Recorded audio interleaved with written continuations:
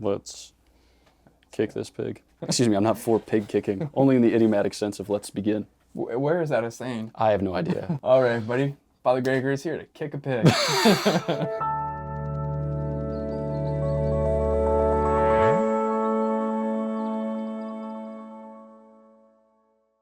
Hey, I'm Father Mark Mary. And I'm Father Gregory Pine. I'm a Franciscan friar of the Renewal. And I am a Dominican friar of the province of St. Joseph. And this is Ascension Presents St. Thomas Aquinas. Yep. He's got some proofs for the existence of God. He does indeed. And yet, not everybody believes in Crazy. God. Yeah, it's totally crazy. So is that on St. Thomas? Is that on the proofs? Is that on our understanding of proofs? If you've read anything of St. Thomas Aquinas, you've probably come across these 5 ways in like an introductory philosophy course at State University of wherever. Those would be the ones that your atheist philosopher professor would propose to you and then ridicule and then move straight on to, Descartes or whomever. Are we, as Catholics, responsible for knowing these things, for explaining these things, for converting the world by putting these things forward? Okay. No, but I do think that they occupy a place of importance in the life of the church. Not of highest importance, like the Trinity or the Incarnation or things like that, right?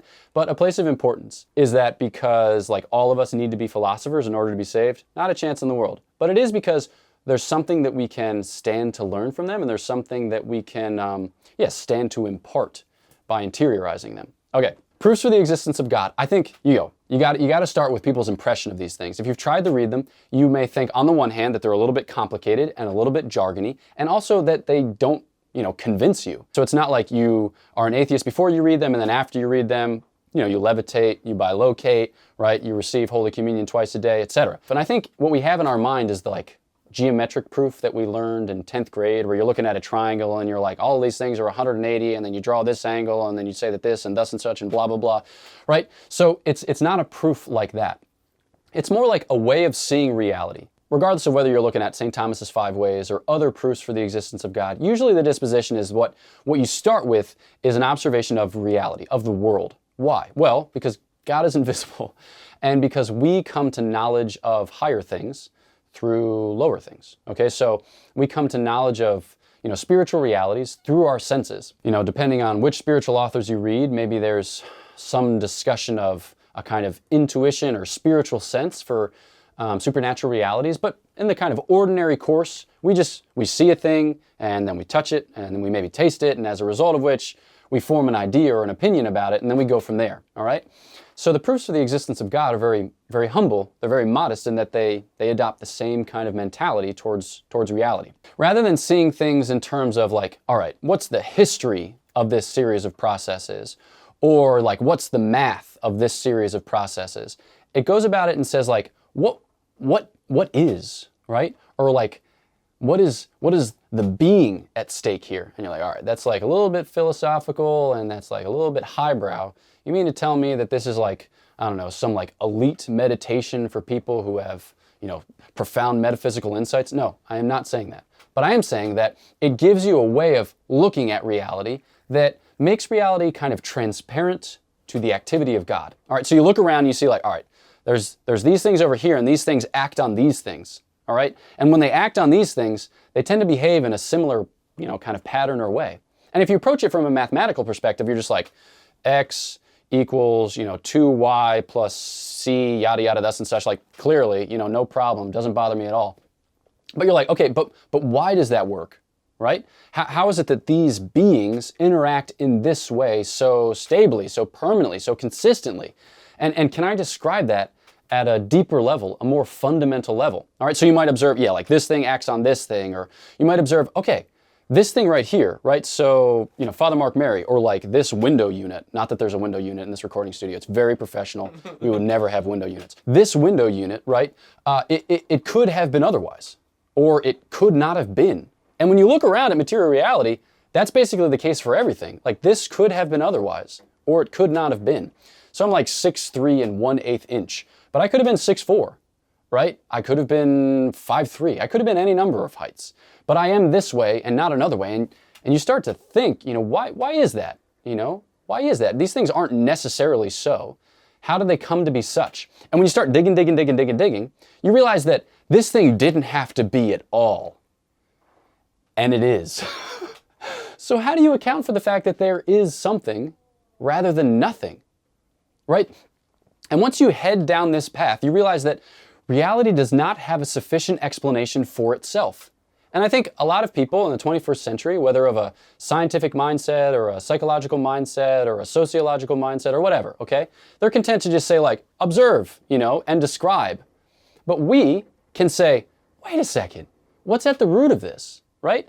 And this is like a kind of natural contemplative spirit that we bring to bear on reality. And when we go about trying to trace back the different causes, we arrive at some ultimate ground, some ultimate foundation.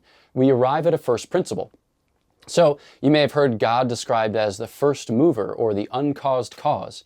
And this is something that philosophers would have reasoned to 300, 400 years before the coming of Christ, because they applied their minds to the riddle of reality, and they came to discover that it doesn't explain itself, and that as a result of which we ourselves have to do some legwork to discover what is at its foundation or what is at its base. It's actually been defined by the church that we can have this type of knowledge, right? That we can come to discover certain fundamental things about God, that He is, right?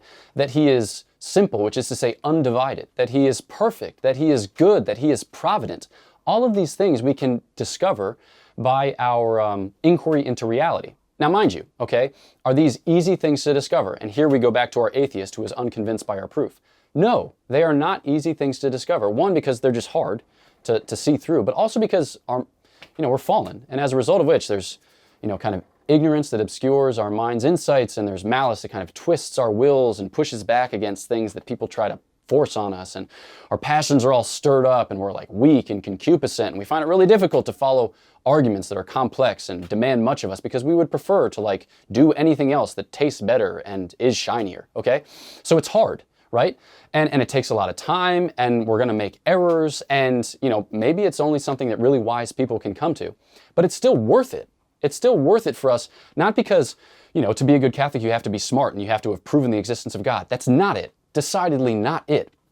But because we're made to the image and likeness of God, and principally by virtue of our intellects and our wills, these spiritual powers, which are the highest expression of our human dignity, and we can train our minds on God, right? We can come to discover God through our reasoning, right?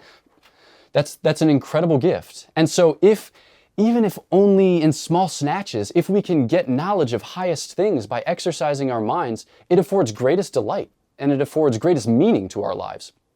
Now, at this point you might be thinking, well, again, this sounds like something that's only available to a few people. Like, if I've given it a go and I found it too hard, should I despair of it? Two responses. One, keep at it, right? Because it's the type of thing that pays even to fail at. Right? Because you form habits of mind and heart that draw you in to the life of God. And so like practically, what would I suggest? Well, it's good to like read things about the faith that challenge you a little bit. The goal is not 100% comprehension of everything that you read, all right? The goal is to be stretched. The goal is to be grown. And we need to be willing to be a little bit uncomfortable and, to engage things which may not be, 100% comprehensible at the moment. All right, so that's the first. The second is, don't worry. Right? Because God has condescended, God has revealed Himself, right? God has spoken in history so that by faith we can know Him with even more certain knowledge than those who have proved His existence, right? So a little old lady who is baptized, who goes to church, can know more about God than even the wisest philosophers who came before Christ. Because faith is a kind of knowing. Right? Faith is a kind of knowing whereby we believe the testimony of God Himself, who speaks to us of His divine life and of all things in light of that divine life. So by faith, our minds are brought to perfection, right? But that doesn't mean that we just leave our minds behind. We want to advance towards God by all of the resources that He has given us, by both the light of reason and the light of faith. Hopefully that's helpful. Did St. Bonaventure have any proofs for the existence of God? I assume that he did, but part of being a Dominican is to studiously avoid everything Franciscan for fear that it might corrupt you. I bet if he wrote more popular proofs, everybody would believe. But if you're not into that, you can do what Father Gregory said. Cheers. For more Father Gregory Pine and his brothers, check out Godsplaining. And for more from myself and the friars, you can pick up Habits for Holiness or listen to the Poco a Poco podcast. And we'll see you again next week. We are pilgrims on this earth. Poco a poco. Vamos a llegar. We're going to make it. Bye, everybody.